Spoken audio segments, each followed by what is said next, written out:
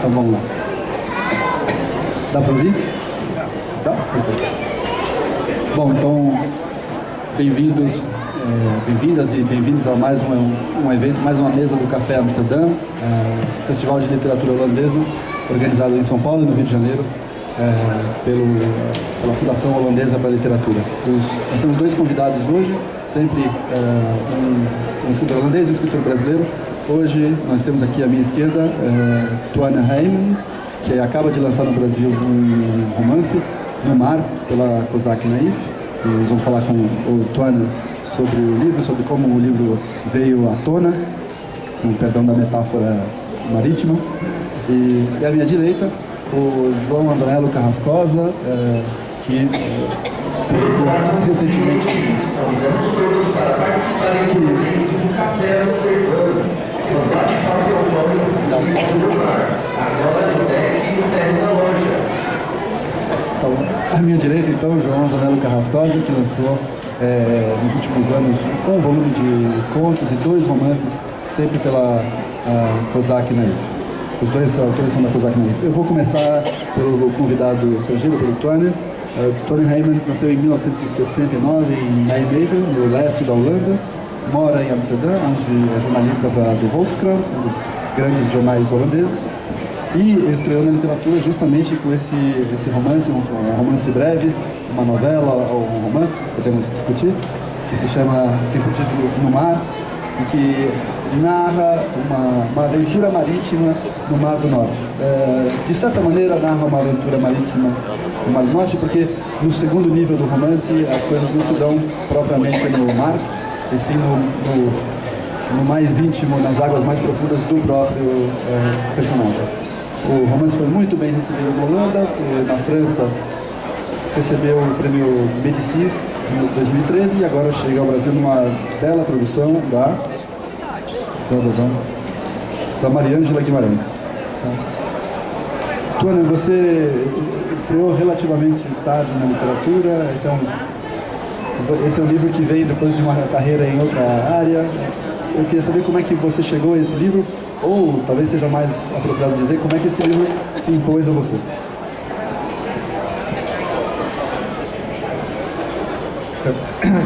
I will give you the answer in a minute, but first I have to say that I'm a bit in shock now, being in this really beautiful bookstore. I never have seen a bookstore like this on Sunday afternoon, so full of people. So that's really special for me. So thank you for coming out and for reading books. Boa tarde. Antes de responder a sua pergunta, primeiro eu quero dizer que eu estou num estado de choque. Eu nunca vi uma livraria tão bonita, tão lotada de gente em pleno domingo. Então, realmente é um grande prazer. So about your question, I never really wanted to write novels because I always felt as a journalist it's very dangerous to start writing fiction. Fiction and non-fiction are two planets, and you cannot mix them two. It was what I thought. But I have a very persuasive editor who bought me lots of coffee and lots of beer and told me, you have to try it out. So I promised him to write a short story. And this short story became Opzee, No Mar. And now I feel that journalists can write novels. Although they still have to be aware of the two planets, so not mix up fact and fiction. Na verdade, eu nunca quis escrever romances. Eu sou jornalista e eu acho que era perigoso para um jornalista escrever ficção. Ficção e não ficção são dois mundos, dois planetas diferentes que não se misturam. Mas eu tenho um editor muito persuasivo que me comprou, me pagou muita cerveja, muito café e insistiu muito que eu tentasse escrever alguma coisa, e eu comecei com um conto que virou No Mar. Então hoje em dia eu sei que jornalistas também podem escrever romances, mas ainda ciente que ficção e não ficção são dois planetas diferentes. A orelha do livro diz que você mantém, não muito longe de casa, um barco à vela, sempre à espera. Então, imagino que alguns dos temas, e talvez o tema principal, ou o tema explícito do romance, venha da sua paixão pela vela e pelo mar. mas os temas que vão aos poucos se mostrando no romance certamente não vem do seu barco nem da vela. De onde eles vêm? Onde você foi colecionando os temas que aparecem aqui? Yeah, that's a good question. I can reveal a secret that the first draft of the story in my head was based in the desert, so that's quite a different location. But then I thought I know more about the sea than I do about the desert. So that's my journalistic way of looking at things. So I thought, well, when I write about the sea, I know I can do that. The other part is the book is, I think, mainly about fathers, daughters and wives, if I can say. Family lines in modern times. Donald, my main character, is really a man that wants to be good in everything, wants to be good in his job, good in his sailing, but for the most he wants to be as good as father, he wants to be a super daddy. And I think lots of men in the Netherlands, and I think maybe also in Brazil, have to deal with this, that they are being asked to do everything super, and that's just not possible, I think. Então, uma boa pergunta. Eu vou revelar um segredo aqui. Na verdade, a primeira versão era localizada num deserto, então um mundo completamente diferente. E eu depois pensei que eu tenho um conhecimento muito maior do mar. Então, talvez seja, o meu modo jornalístico de escrever sobre algo que eu conheço bem.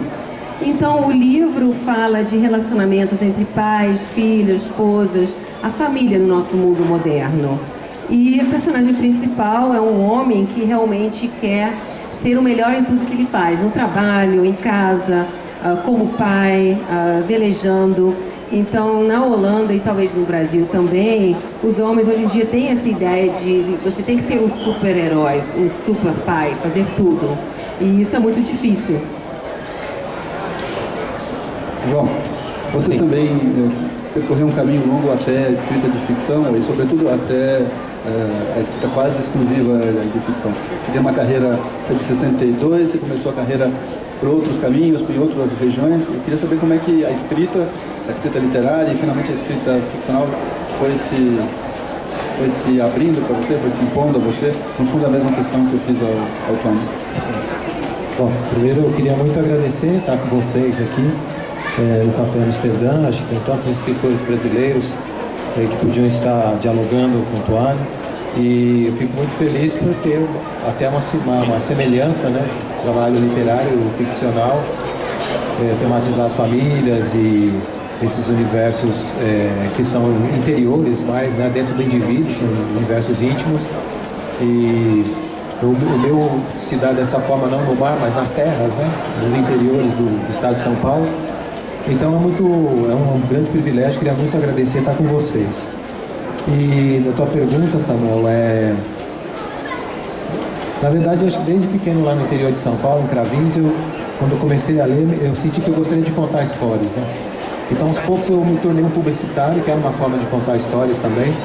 E enquanto eu trabalhava na publicidade, fui redator de propaganda durante muitos anos, eu já vinha fazendo a obra literária assim, como o plano A, mas que naquele então não era o dia todo da minha vida, mas era o momento mais importante.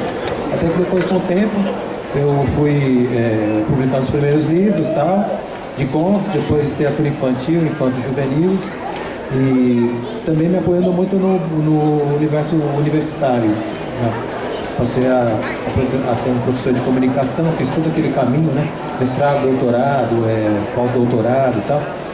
E é um espaço que me permite ter um pouco de mais calma para conciliar também essa viagem para o mundo interior e que dá origem à minha literatura. Bom, você está dizendo que desde criança você queria ser escritor e talvez não por acaso vários dos teus contos, dos seus romances têm a ver com esse universo infantil, uma espécie de infância eterna que se impõe eternamente como tema. Eu queria que você falasse um pouquinho. Sim, então, eu tematizo bastante a infância como um período de possibilidades ainda de você se modificar. Teu ser ainda não está tão consolidado, E é uma espécie de instante de encantamento com o mundo, de você nomear as coisas, mas também de desencanto.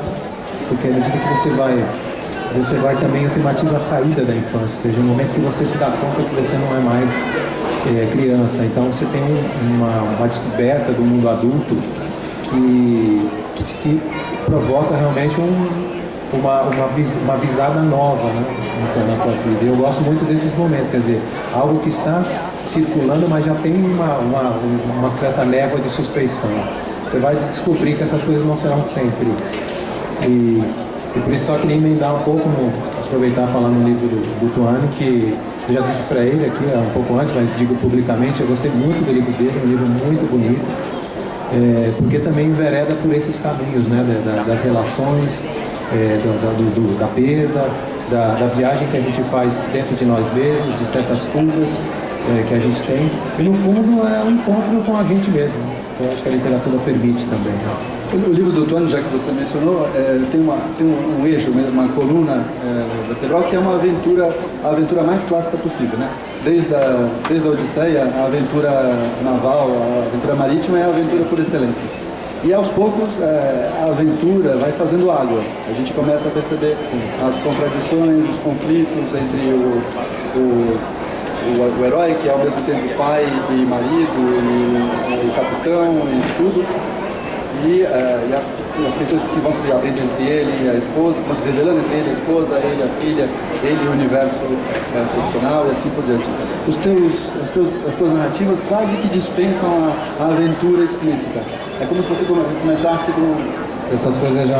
das coisas, das fraturas, dos detalhes reveladores, e aos poucos apenas fosse se insinuando uma aventura possível. Eu queria um pouco que você falasse desse teu modo de conceber a história e relatar a história.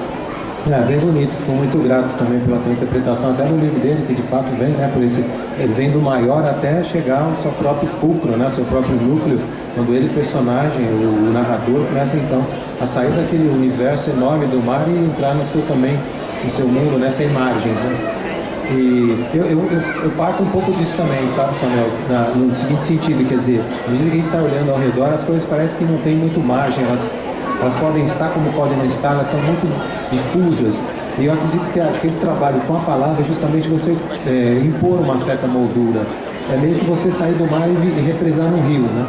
A história, é impossível você escrever uma história que seja só mar, nesse sentido. Você precisa reconstruir, você precisa colocar limites a essa história, tirar todo o excesso, tudo o que sobra, e aí consubstanciar aquilo numa história.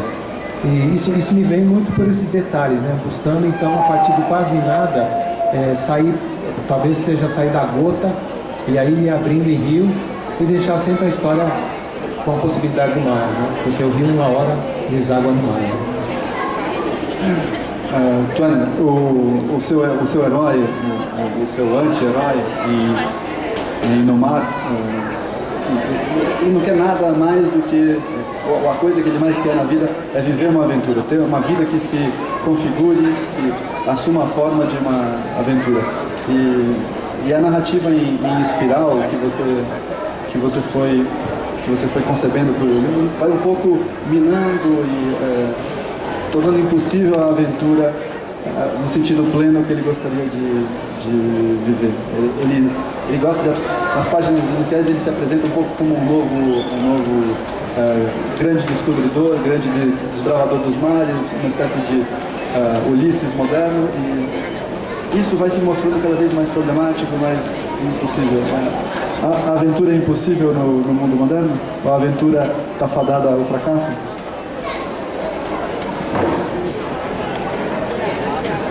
I would say yes, it's impossible, but it's not. This is an adventure, being here in Brazil as a Dutch writer, so I hope adventure exists. But it's true that I wrote a piece about this, and I asked all the big adventurers of this time if there is still adventure, because everything is found out, and the highest mountains have been climbed, deepest seas has been explored. So. But I think that adventure is really in the small things, so it has become a very personal thing, adventure. Every human wants to be adventure. There are lots of people going up mountains, not because they want to climb a mountain, but only to be to find themselves, like it's some craze, that's the Dutch word anyway for it. And in this case, Donald is also doing this for himself. It has not to do with the sea or his boat. He loves everything around him, but he's looking for something that he can achieve for himself. So the adventure is not bigger than just his small ego, maybe. And that's a good way of letting somebody, a character, stumble as a writer. So it sounds funny, but sometimes it's as a writer being above this man, seeing this man sailing. I work in my boat, I write in my boat, so I have this feeling being there. But it's very nice to try to let him find the ways in life and to see what adventure does with him in the end. Eu diria que sim, é impossível, mas ao mesmo tempo eu estou aqui no Brasil, que para um escritor holandês já é uma grande aventura. Então eu espero que ainda seja possível. Eu recentemente escrevi um artigo sobre isso, eu entrevistei vários aventureiros modernos e perguntei a eles como é que é hoje ainda ser um aventureiro, porque as maiores montanhas e os mares mais profundos já foram descobertos. Então eu acho que a aventura está no pequeno. No mínimo, a gente escala uma montanha não porque ela é a montanha mais alta, para se encontrar a si mesmo. Então, eu acho que a gente faz isso para ter uma realização pessoal. Não é o mar, o barco em si, que é a aventura, mas nesse caso ele quer alcançar isso para si mesmo. Então, eu acho que a aventura não é maior do que o pequeno ego dele. E como escritor é interessante ver a personagem tropeçando, né? Eu, como autor, eu vejo ele procurando o seu caminho. Eu trabalho no meu barco, eu escrevo no meu barco e é legal ver ele procurando o seu caminho e olhar para ele. João, soa familiar. De alguma maneira parece que ele está falando de experiências e questões que estão com você também como escritor, sobretudo como escritor de contos, mas também nos romances. É isso? Ou seja, de que as grandes aventuras, você não é um autor de grandes aventuras, e a aventura, o desdobramento da aventura não é o eixo da tua narrativa. Quase nunca, ou nunca. Não, exatamente. Eu acho que nesse sentido eu trabalho também um pouco como ele estava dizendo, a partir um pouco das miudezas, né?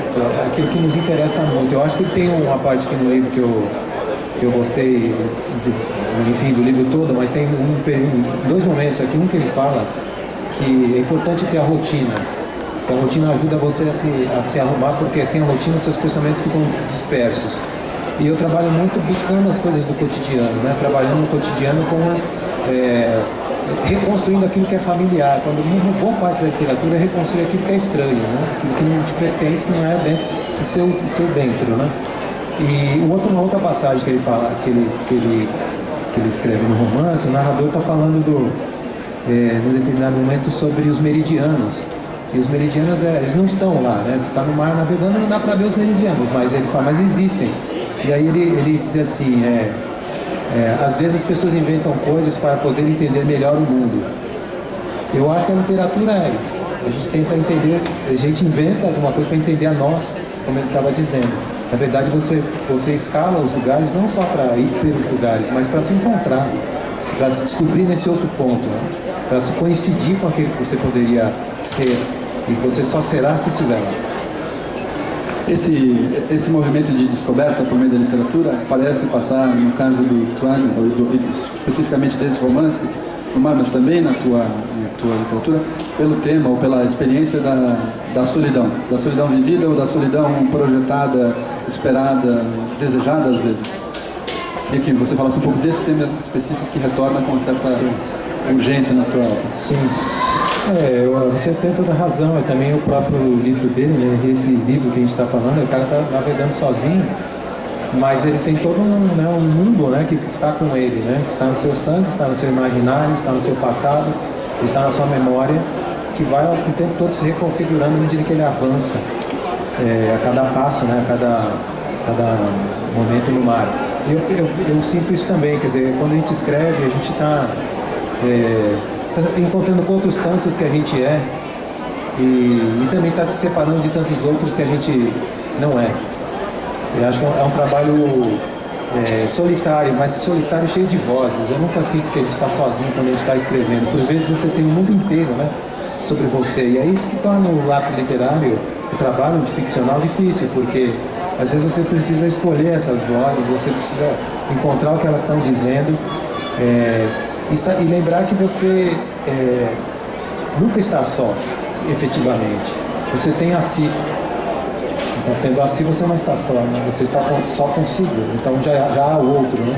Mesmo numa situação extrema como a que você, como a que está na raiz de Carta a um Ausente, Carta de um Ausente. Eu acho que mesmo ali, né? Porque acho que o tempo todo a gente está só, mas ele também tem, o mundo está conosco, né? Nesse sentido, você não se liberta, você não se desprende e às vezes você nem quer das suas raízes, das suas nascentes. E queira ou não queira, dentro de você está todo não sei se é um condicionamento, mas há digamos, uns veios atávicos que fazem você se lembrar que você é um humano, né? E que o mundo começa quando um ser nasce. O mundo recomeça, né? A jornada humana recomeça quando cada um de nós nasceu e quando os que vierem vão nascer. E por vezes esse encontro entre a geração que se foi e a nossa, ainda que a gente esteja solitário, se dará pelo que tem dentro de nós, pelo nosso sangue, pelos nossos genes. Então, nesse sentido, a gente nunca estará só. I'm so sorry that I don't read Portuguese because I want to read all your books now. Eu sinto muito Obrigado. que eu não consiga ler português, porque me dá uma vontade muito grande de ler todos os seus livros agora. Tônia, a solidão, então, a solidão é também um tema para você. Para o personagem, para o Donald, o protagonista de Inumar, ela é inicialmente uma coisa que ele busca, que ele procura, como meio de se afastar de tudo. Afastar sobretudo do trabalho, do universo e do ruído que cerca o universo do trabalho. E parece que no momento em que ele está mais próximo de chegar a uma solidão completa, o jogo vira e todo o universo que ele deixou para trás, que ele deixou na margem, começa a voltar. Quero saber como foi essa experiência de impor, de sentir solidão, de impor solidão a um personagem, enfim, quero saber o que o tema é para você. I think every human being sometimes wants to be lonely, and feeling lonely is not always bad. Like the world's so busy. Like here, so many people. I think there must be people who think, oh no, I want to be alone now. And on the other hand, when you are alone, I have this experience myself. Often when I go traveling alone or something, you're sitting in a hotel room or somewhere and you think, oh no, I don't want to be alone. It's hard to be alone. So this is really a paradox in life, which is very interesting, and that's why Donald makes this choice also. He thinks when I go sailing on the North Sea for a long period, 3 months alone, I will feel better. But then he discovers that he doesn't feel better because he longs to see his daughter and his wife, and that's I think a very universal theme in life. And I think what you also said, it's very difficult to write about it, and to write a short novel about it. That's also what I wanted. I didn't want to make 1,000 pages or something, because a short novel also accentuates this loneliness in a book. And that's why I chose also for a boat, because you are really lonely on a boat on the high seas, I can assure you. I've done it a couple of times. So I chose to make this decor very, on the sea, on the boat, and that's all. And the girl and the wife. But what I found interesting was, I didn't know the plot when I started writing. But in the end I thought, well, this man is really it's not going good with him. He's not really having an enjoyable sailing trip, to put it mildly. And but in the end, he's not alone. And I think that's for me the thing in the book. That in the end, there are people for you waiting in the docks when you enter with your boat in whatever state you are. There are always people that are there for you, and I think that is true. So, and I think that people who are really, really lonely, or feel lonely, that they sometimes don't understand that there are always people looking after you. You just don't see them, and that's what I wanted to tell also with the book. Bom, na verdade, eu acho que cada ser humano tem o desejo de estar sozinho, e estar sozinho não é necessariamente uma coisa negativa, né? O mundo hoje em dia é tão movimentado, com tantas pessoas, tenho certeza que algumas pessoas aqui também gostariam de estar sozinhas. Então, eu gosto disso, eu passo por isso, eu viajo sozinho, mas aí às vezes você se encontra naquele quarto de hotel e com aquele desejo de não estar sozinho. Então é um paradoxo muito interessante que eu usei. O Donald, ele faz essa escolha, ele acha que vai ser maravilhoso velejar 3 meses sozinho, e na verdade ele não se sente tão bem, ele não se sente melhor, está com saudade da esposa, da filha, e isso é um tema universal. E eu escrevi justamente um romance curto para acentuar isso. É difícil escrever sobre a solidão, então eu quis acentuar a solidão através do barco, do mar. É muito sozinho estar no mar sozinho, eu já fiz isso várias vezes. Então, e o cenário é esse, apenas o barco, o mar, ele, a esposa e a filha. E então, ele passa por essa aventura, não é tão agradável, né, para falar de um modo mais assim, desse jeito. Ele não está sozinho, ele descobre a essência da história que eu não sabia quando eu comecei a escrever, é que há sempre alguém esperando. A gente retorna à terra firme, sempre tem alguém esperando. E eu acho que as pessoas sozinhas, às vezes, não conseguem enxergar isso. Que a gente não está sozinho, sempre há alguém aguardando por nós. Quer dizer que, afinal de contas, é um Ulisses moderno mesmo. Well, I don't want to compare it with that. Yeah, but yeah, it's more like a road movie than I think. Yeah. But I think I like books like I like Moby Dick a lot, and I've got some things of Moby Dick inside. I like literature about the seas a lot, so that's all. I tried all to put it in there. Yeah. Bom, não quero jamais comparar o meu trabalho com o dele, mas sim, eu acho que é uma versão moderna de um road movie de Moby Dick. Tem vários elementos do Moby Dick e eu gosto muito dessa literatura marítima. Então eu incluí vários elementos disso, porque é uma literatura que eu gosto muito. João, o Tony acabou de levantar um ponto que vale a pena comentar. Ou seja, os escritores descobrem os seus personagens, ou as suas personagens, conforme ou à medida que escrevem, né? O Tony falou que esse romance marítimo tinha a sua primeira versão ambientada no deserto, e que o destino e a situação do personagem vai se revelando aos poucos para o próprio... Sim. Isso vai um pouco na contramão da ideia, às vezes fantasiosa, que o leitor faz do escritor como alguém que planeja e trama tudo antes de colocar uma única palavra sobre o papel. Queria que você falasse dessa descoberta. Você já falou da descoberta de si, que se dá pela literatura, mas eu queria que você falasse da descoberta, da surpresa que o personagem pode trazer ao escritor. Obrigado também pela pergunta. Tá densa a conversa, está muito boa. E eu também penso, como o Tuane, a gente às vezes não sabe onde os personagens vão dar. A história, não que ela nos conduza, a gente conduz a história, mas a gente não tem total, digamos, certeza do final das coisas, como elas podem fazer curvas e mudanças.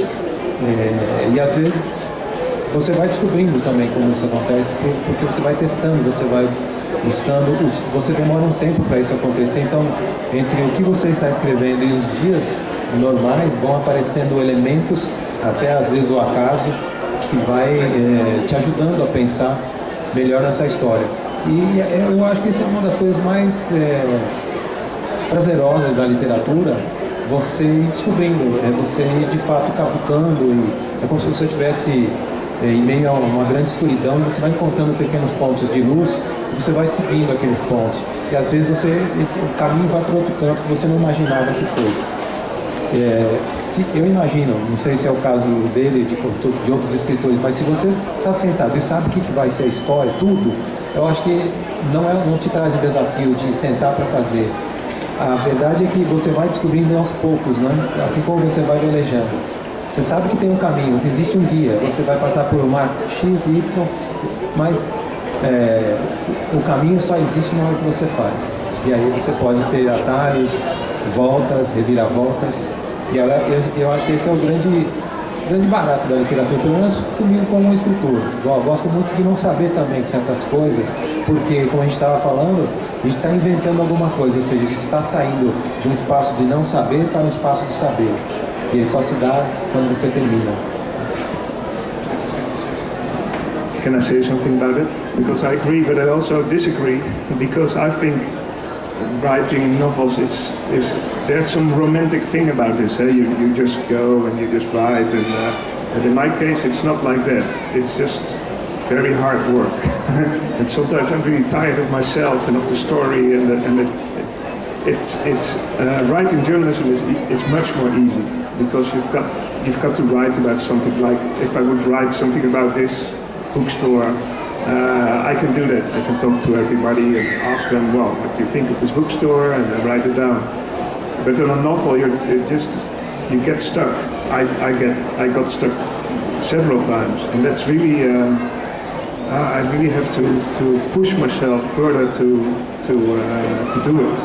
And sometimes I say, I just don't do it ever, and then the next day I just go ahead. And so for me, it's also a struggle, and it sounds a bit melodramatic, but it's true, I think. Bom, eu concordo, mas também discordo, porque escrever um romance, a gente tem aquela ideia romântica de escrever, mas para mim é um trabalho muito árduo, e às vezes eu canso de mim, eu canso da história.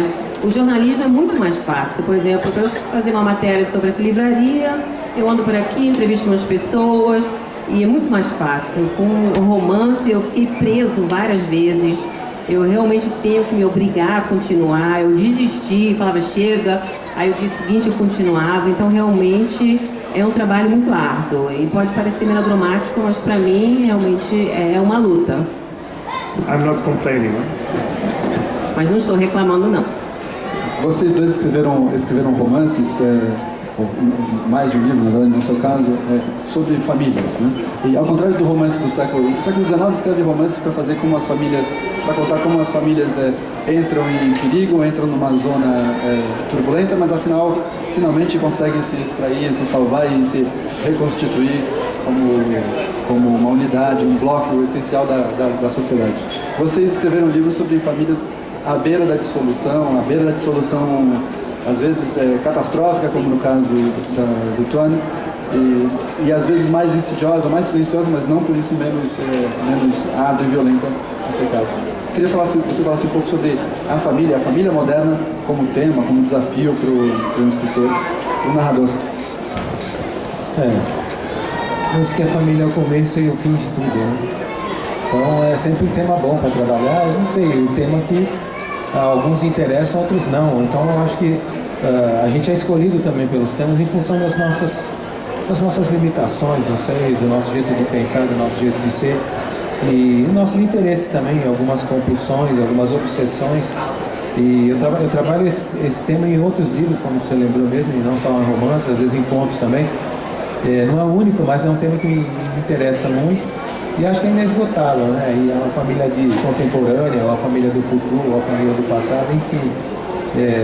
São formações que trazem um mundo de inquietação para a gente, que queira ou não queira nasce dali e vai aprendendo o mundo a partir do outro. O outro se dá, eu sempre penso, no primeiro instante, a alteridade se descobre entre família, né? Dentro de casa, os pais são diferentes, e você, seu irmão é diferente, depois você vê os vizinhos, né? Mas a princípio esse choque com a alteridade, que pode ser também um encanto, né? Um fascínio, com a alteridade de ver que o outro é diferente de você, ele se dá no plano da família, né? do entranho, depois só que vai para o estranho. Então não sei, eu gosto muito de trabalhar com esse entranho, E depois também, né, trabalhar um pouco com o estranho. E só completar também, que eu não sei se na hora que eu respondi aquela tua pergunta, pareceu que eu estava falando que é fácil para escrever, coisa e tal. E não, é difícil, a gente acha que, assim, a gente compra essa luta, né? A gente quer. A gente vai, tem hora que a gente desiste, a gente para, você deixa de escrever um texto, abandona um projeto. Às vezes ele é maior que você, às vezes você não tem força, às vezes você não quer mais fazer porque outro vem e te seduz. Você acha que vale a pena você dedicar seu tempo para esse outro. De qualquer forma, é o trabalho do escritor, é um trabalho penoso. Como ele estava lembrando, o trabalho de jornalista, como o meu também da publicidade, me soava mais fácil fazer. Mas é o nosso trabalho. A gente se colocou nessa, porque ninguém pediu para a gente fazer. A gente que quis fazer, né?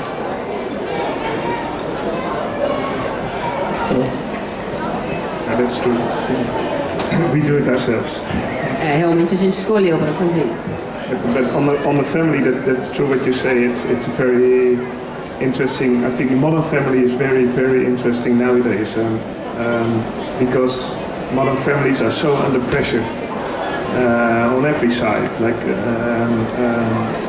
life demands so much of people nowadays, and you see that in families that's where it sometimes explodes because I think because of that. You have to, especially with children, we have to get raised well. And I was talking to my mother, and my mother was a very feminist woman, and she raised me like a feminist man. Men and women should be equal, work both. So I did that, and now I'm here with a wife working very hard with 3 children and a mortgage on the house. And it's not really easy to live like that. So I tell her always on the phone, you have to come to babysit because you wanted us to do this. So I think people are asking, or society is asking much more from families nowadays than, well, maybe a century ago. I'm not sure, but I have this feeling, and that makes it interesting to write about. A questão da família moderna é muito interessante. Eu vejo que a família moderna sofre muita pressão de todos os lados, a vida demanda muito e às vezes a família explode por causa disso. É difícil você criar filhos. A minha mãe é muito feminista e ela me criou como um homem feminista. Então, eu trabalho, minha esposa trabalha, temos 3 filhos, hipoteca para pagar. Então, às vezes eu ligo para minha mãe e falo: mãe, você precisa cuidar dos meus filhos porque você me criou para viver assim. E eu cobro dela. Mas, sim, realmente a sociedade demanda muito da família moderna. Uma última pergunta que vale para os dois. Vocês ambos escreveram livros muito breves. Né? A ficção mais comercial hoje em dia tende a novelas as mais breves têm 500, as mais extensas têm 800, 900 páginas. E vocês são autores de livros majoritariamente breves, de uma linguagem às vezes seca, às vezes muito precisa, com um gosto pela elipse, pela insinuação. Eu queria que vocês falassem de onde vem essa escolha pelo breve, pelo sucinto, pelo econômico. É um gosto pessoal ou são os temas que impõem isso a vocês? Vai falar porque ele termina, né? Well, let's start. For me, I like short books, and because I think that they are really condensed. So, and I think it's more easy to write very long and write it on and write on and write on. It's more difficult to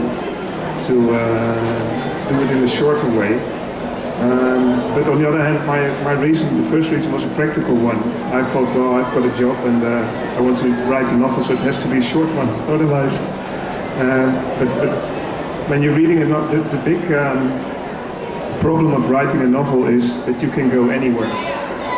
The story can go anywhere you want, and so I told myself I have to be inside, in between these lines, otherwise I will get crazy and the book will never come out. So there was the practical side of it, but I like short books because they can be very powerful, and I think that the short, like The Old Man and the Sea of Hemingway is also it's a short novel but very rich. And there's only one man, there's a boat, and there's a fish, and that's it. But nonetheless, it's as rich as a book of 1,000 pages. So I think that's really, I liked it. Na verdade, a resposta é simples. Eu gosto de livros curtos. Eu acho que eles são mais compactos, concisos e, de certa forma, é mais fácil de escrever. E eu escolhi para escrever um romance curto por motivos muito práticos. Eu trabalho, tenho um emprego, então, e se eu não escrevesse um livro curto, não ia acabar nunca. E por isso o livro pode levar você para tantos caminhos. Se eu não colocasse um limite, eu não ia acabar nunca. Então escolhi por causa disso, mas ao mesmo tempo eu acredito que o romance curto tem uma força em si. Tem o livro famoso do Hemingway, o Old Man and the Sea, Velho Mar, que tem apenas um barco, um homem velho e um peixe. E essa história é tão rica quanto qualquer livro de 1000 palavras, de 1000 páginas. Except for Moby Dick, of course. A única exceção é Moby Dick. Eu ia perguntar a respeito de Moby Dick. Mas todo mundo tem direito a uma contradição numa entrevista. Yes, of course. Eu também concordo com o Tuan, que eu gosto muito da narrativa curta, já fiz longa também, mas tenho uma preferência e corro muitos riscos por isso. Você tem mais dificuldade de ter os livros traduzidos, porque o conto é muito desprezado internacionalmente, mesmo novelas, que tem países que se interessam por novela, mas só tem 100 páginas. Então aí não querem publicar, senão se tivesse 300 ou 500, como você lembrou, Samuel. E eu acredito assim, que eu gosto dos livros curtos que são contundentes, porque às vezes você encontra livros curtos que não são tão bons também, né? Talvez porque eu sempre flertei muito com a poesia, eu sempre gostei daquilo que é mais conciso, que você consegue com poucas palavras, enfim, com poucos recursos, conseguir construir uma história muito forte, que seja capaz de te impactar, capaz de derrubar esse leitor nesse sentido, ou de acolher, né, muito fortemente. E aí o Tony lembrou do Velho Mar. Você tem, por exemplo, dezenas de histórias do Henry James. Você tem, por exemplo, aqui no Brasil, Um Copo de Cólera do Radon Nassar, mesmo Lavoura Arcaica. Você tem ali o Van Hulf, você tem o Pedro Páramo. Você tem histórias que são muito curtas, mas são de uma grande força. Daí, até citei Radon Nassar, esse escritor nosso brasileiro, quem eu tenho muita gratidão. Ele tem um episódio, eu já relatei isso em algum momento, mas vou relatar aqui também muito rapidamente, que ele diz o seguinte, que ele foi entrevistado por um jornalista e o jornalista queria saber por que ele escrevia tão pouco. Eu escrevi o que eu queria escrever, só isso que eu queria escrever. E aí, enquanto o jornalista estava fazendo a entrevista, ele estava cozinhando, o Radonor estava cozinhando. E ele queria saber por que ele não escrevia mais coisas e tal. E aí ele mostra um dente de alho para o jornalista. Você está vendo um dente de alho? Uma coisa tão pequena que parece uma lua às vezes, né? Faz um desenho lindo. Ele é algo tão forte que você coloca só um dente em um monte de comida, corta e mostra para ele, faz os jornalistas sentir a força desse pequeno, né, dente de alho. E diz, então, muita literatura não vale dente de alho. Ou seja, muitos romances de 500 páginas não valem um bem escrito, de 50, de 100. Então eu sigo por aí. Muito obrigado, João. Muito obrigado, Tuan. Foi um prazer estar aqui com vocês. Tenho certeza que o público compartilha a minha opinião. E os dois escritores, João e Tuan, estão aqui à disposição de vocês para assinatura, para os autógrafos nos seus livros. Obrigado, obrigado, obrigado.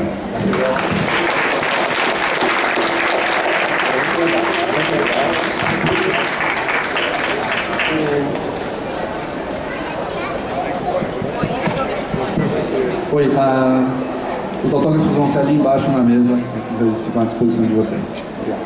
Beleza.